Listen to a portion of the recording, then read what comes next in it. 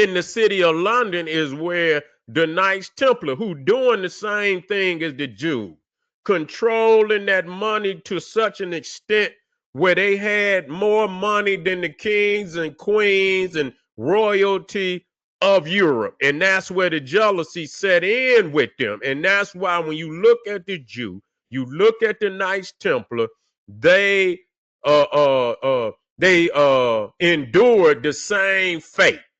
Where the king of France, he set them up. He thought that the Knights Templar was going to forgive his debt, and they didn't do it. And so with that, you know, he set them up because at that time the papacy had been kidnapped from the Vatican City, and so at that time the Pope had been carried to Paris under the control of the King of France. And so with that, he had the Pope issue an edict that the Knights Templars was some damn, they was worshiping the Baphomet and shit and all of that. That was the first term of the band. They say it was some type of skull or something and shit, and so with that, they ran with it and they rounded them up. Some fled. They couldn't have got all of them.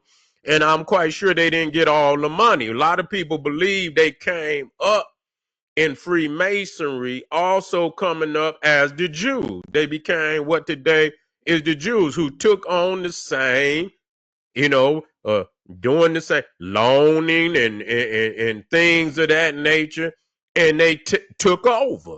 And so, the same way the Germans felt, that the King of France felt about the Knights Templars was the same way that the Germans and a lot of them East Europeans felt about the Jew.